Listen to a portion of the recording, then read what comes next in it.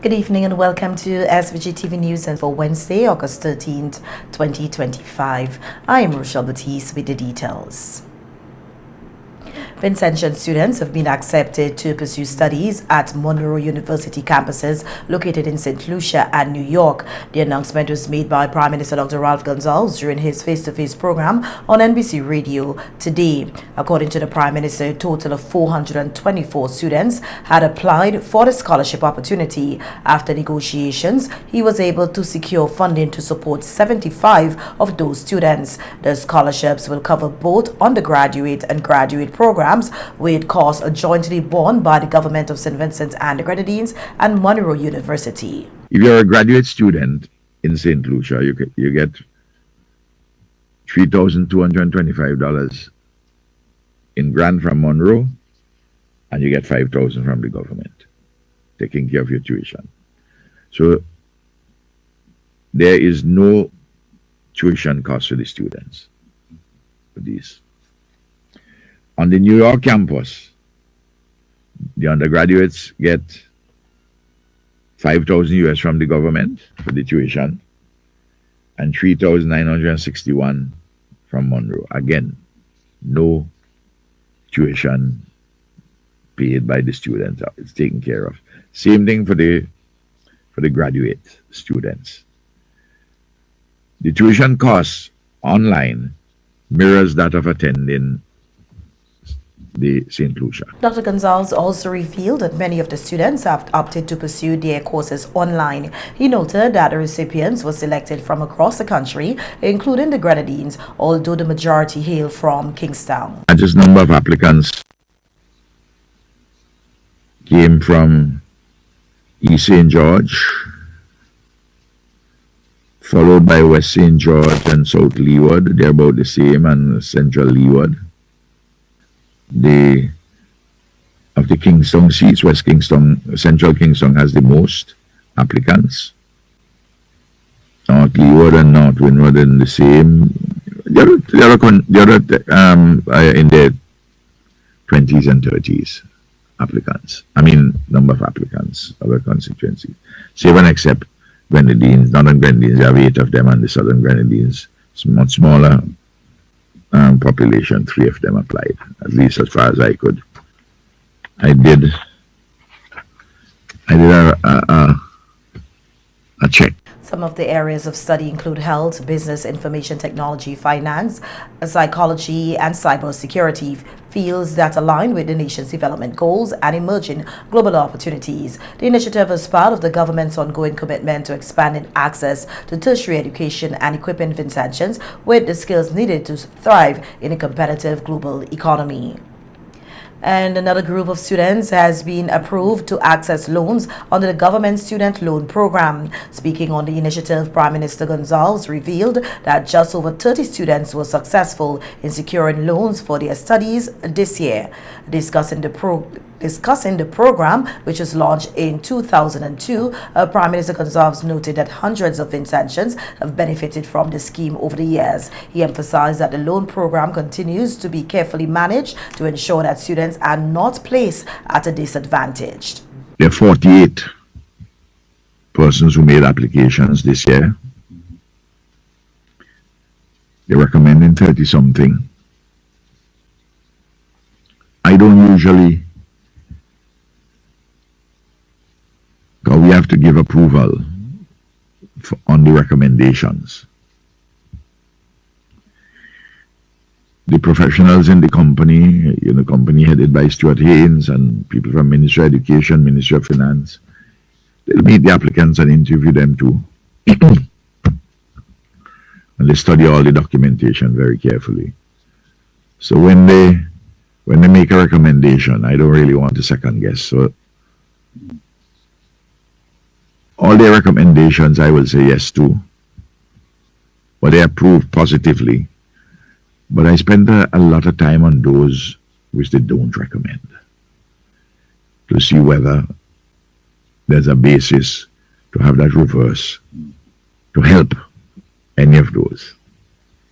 So it takes time. The Prime Minister also addressed ongoing challenges with loan repayments, urging borrowers to honor their commitments. He reminded the public that interest rates on the loans were reduced several years ago to ease the financial burden. The reason why the executive has to approve the recommendation is because the Minister of Finance signs the agreement with the financial institution guaranteeing the loan just in case the student doesn't pay. It's a remarkable program, you know, Johnny P. We have a success, we have a delinquency rate about 20%. And I'm encourage anybody who takes a student loan paid back here. The interest rate, we have dropped it over the years to now 4.5%. And it's a very good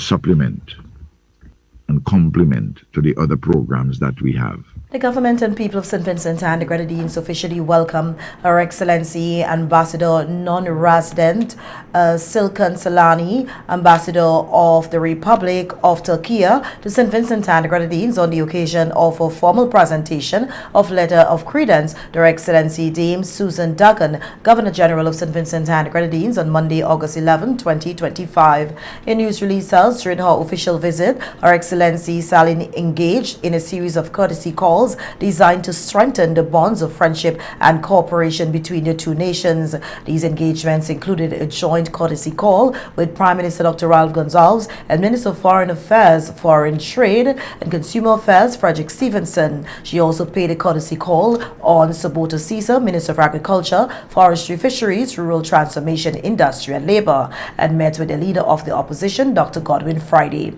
The news release says the government of St. Vincent and Grenadines looks forward to deepening diplomatic ties and fostering mutually beneficial collaboration with the Republic of Turkey as both nations work together in the spirit of friendship, respect and shared development. In other local news now, we hear that opposition leader Dr. Godwin Friday has expressed confidence that he and his team of 15 candidates are fully prepared for the next government and serve the people of St. Vincent and the Grenadines. Speaking at a New Democratic Party meeting held in Lomond, South Central Windward on Saturday, Dr. Friday stated that his team has demonstrated their readiness through consistent engagement and commitment to national development. I want to help you to do for yourselves as well. That is a good team. That is somebody who cares about the ordinary folk in this country. These are the sorts of people that we have in the New Democratic Party. The team that I have put together to make sure that we have the best, the most capable people possible to run, to win first of all, and then once they win the election, to be there on day one, providing service to you, the people of this country, delivering for you, making sure that the promise that they make during the election times, that we deliver them for you when we come into office. That is what the New Democratic Party stands for. Dr. Friday also emphasized that he continues to travel across the country, engaging with citizens and listening closely to their concerns. We have elections coming. One of the favorite things of this particular government in office is that they feel that last minute they could leave you aside for the last 3-4 years, 4.5 years. And then when the time comes now for election, they figure people so hungry, they can come and they throw a little bit of galvanized here and they throw some. But don't forget, it's them who make the people poor. They are the ones who make the situation so difficult for you. And then they want to come and exploit it when election time comes, to say that they're giving you something here and there. And sometimes there's some people, you know, either them or on their behalf, who will come and make all kinds of promises to you and say after election that they're going to deliver. But you know they don't deliver. When the time comes, and it will be soon, make sure you send them where they ought to be, which is into retirement. Let them learn again to live like ordinary people. The NDP has maintained that they are fully prepared for the next general elections, which are widely expected to be called later this year. Welcome back. In more local news now, we hear that Chief Executive Officer of the Carnival Development Corporation, Ronnie Small, has emphasized the need for Vincentian culture and heritage to be integrated into the national school curriculum. He noted that in many countries, students are introduced to their cultural and identity and traditions from an early age, and St. Vincent and the Grenadines should be no exception. Small made the remarks during a discussion on NBC Radio in commemoration of World Seal Pan Day, which was observed on Monday, August 11th. I mean, I left there feeling completely empowered. And I mean, coming from my 8 to 4 and then going into a rehearsal with a space of so many creative and cultural individuals, and going into that lecture. It's refreshing. Yeah, man, it's totally, and I'm hoping, I'm going to make an appeal. I've been making this appeal from the time I was at the Department of Culture, is that we need to start putting some of our books into our school curriculum.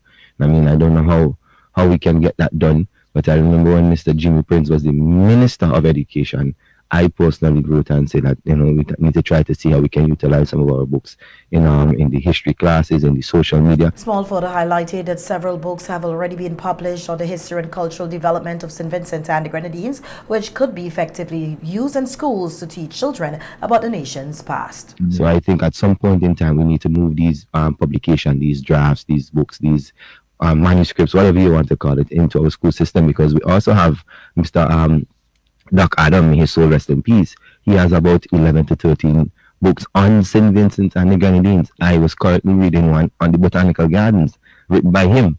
And when I read that history of the botanical gardens from a cultural standpoint, I didn't know that all of that existed in the botanical garden. So, I mean, that's just my little appeal first to see how we can put some of these books in our curriculum. I know there would be some logistics and some things that we'd have to think because, of course, of the CXC movement, but at least from the first form or the second form, first 2 forms, we can see how we can incorporate some of our history in terms of the books into our school system.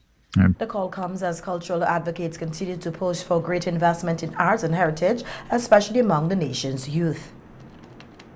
In a joint initiative between the Ministry of Agriculture, Forestry, Fisheries, Rural Transformation, Industry and Labour, Matfield and Birds Caribbean, a 3-day workshop was recently held to develop a conservation action plan aimed at protecting several flagship bird species in St. Vincent and the Grenadines. The workshop brought together conservationists, forestry officials, researchers and community stakeholders to collaborate on strategies to preserve vulnerable and endemic bird species, including the St. Vincent parrot, the national bird, as well as other species such as the whistling warbler and the Grenada flycatcher. Senior Forestry Supervisor Casmus McLeod explained that the workshop was designed to equip participants with the knowledge and tools needed to monitor these species effectively and to develop a long-term conservation action plan tailored to the unique ecological conditions of St. Vincent and the Grenadines.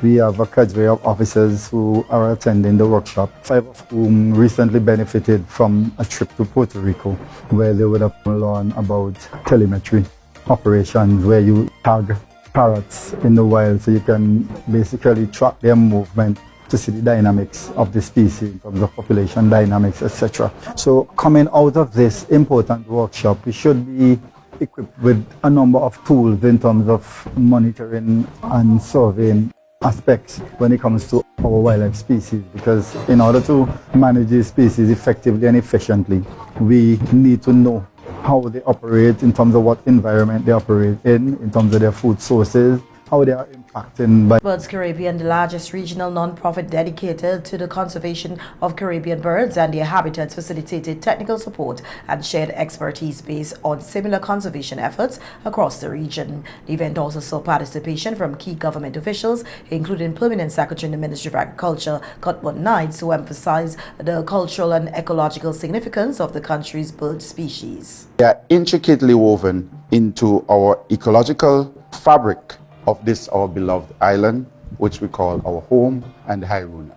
And I am of the distinct impression that we are all pleased and honored to have these iconic birds with us.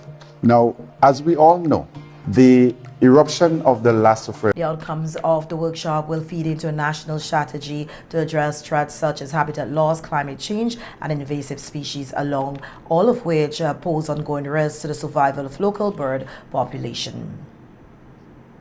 And in other local news now, we hear that the Royal St. Vincent and the Grenadines Police Force, the SVG-PF, is investigating a fatal vehicular accident that occurred in Richland Park last night. The SVG-PF says preliminary reports indicate that around 11:45 p.m., a red Suzuki Escudo Jeep registration number PK207, owned and driven by Angus Pompey, a 55-year-old contractor of Richland Park, went over an embankment onto private property. The driver was pronounced dead by the district medical officer. The body was later transported to the Kingston mortuary, where a post-mortem examination is expected to be conducted to ascertain the exact cause of death. The SVG-PF extends condolences to the family, friends, and loved ones of Pompey during this time of loss. The public is urged to exercise caution and observe all road safety rules when driving. Anyone with information that may assist the investigation is encouraged to contact the police. Investigations into the accident are ongoing.